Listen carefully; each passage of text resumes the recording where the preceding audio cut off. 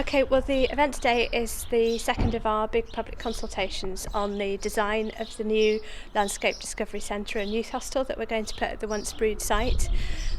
So what we did last time was we asked people to come out to the site, tell us what they liked and disliked in terms of the kind of materials they might like. Did they want something modern? Did they want something natural? Did they want, what kind of building style they preferred? Very traditional, very sharp angles, tall, hidden, whole range of different issues.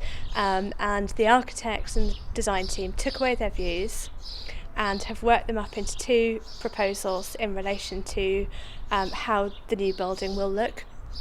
And what we're doing today is we're taking that back to members of the public and we're asking them, do they like one, do they like the other, do they like elements of both, tell us which they prefer. And what we'll do following that is to take that into the next design stage and eventually bring that back to members of the public in September.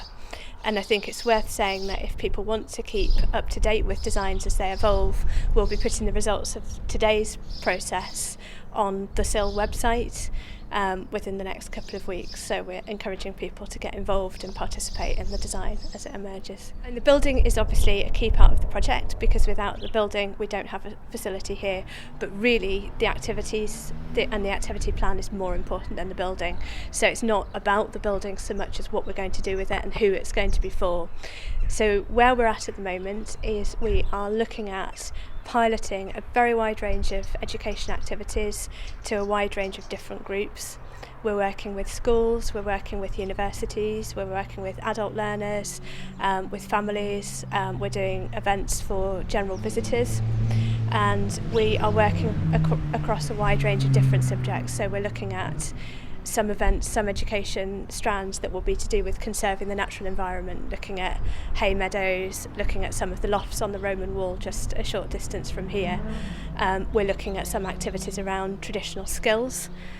So we've just had a big traditional skills day with lots of hands-on opportunities for people to come and have a go at a range of different crafts.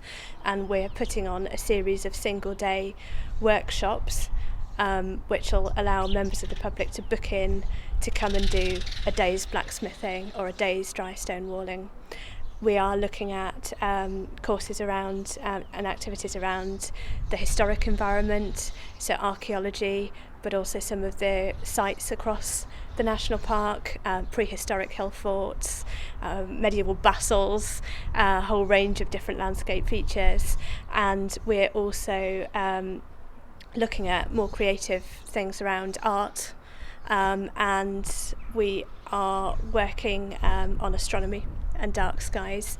And a really positive thing that came out of the consultation today was a lot of discussion with members of a voluntary astronomy society around specifically the kind of things that we could do working with schools on that. So there's a whole range of really interesting opportunities. The process for the activity plan, because the theme of the centre is a landscape discovery centre, that's very broad. Landscape can be environmental issues, it can be ecology, the natural world, the historic environment, the sky. It's very, very broad. So what we can't do is everything overnight. And we are piloting things this year. As the project moves forward and we get into the construction phase, we'll continue to expand the pilot programme, keep going activities that work well and try new ones, so that by the time the centre opens we'll have a really extensive activities programme aimed at a very wide audience. The aspiration is that the Sill will become a hub for Northumberland National Park and a gateway which will allow visitors to explore and discover not just the Once Brood site, but the whole of the national park, right up to Wooler, Yevering in the north, right the way down to the Hadrian's Wall corridor.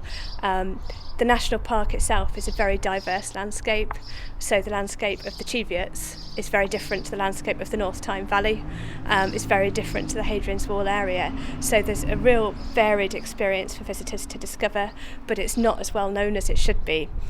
The Sill will become a hub, and in a sense, it already is, because the quality of tourist information already provided from this centre has won multiple awards, and we'll be building on that, using the Sill as the place where people come to find out where they can go to experience the rest of the national park. And the activities plan will inform part of that. So we won't just be running things from here. We'll be running things up on the Simonside Hills. We'll be running things, up at Yevering and Willer. We'll be running things in partnership with other organisations such as Kielder, such as the National Trust. So we're really using the Sill as a means to allow visitors to experience the park in its broadest sense, and to create partnerships with all of the other providers who are looking to achieve the same in the areas where they operate. The best place for people to find out more is to go to our website, which is www.thesill.org.uk, and they can follow us on Facebook and Twitter. The project is a very exciting project. It's moving at a very fast pace. There's lots of opportunities for people to get involved, to come along to events, and the best way to find out about what's happening in the forthcoming weeks and months is to come and use the website and social media to stay in touch.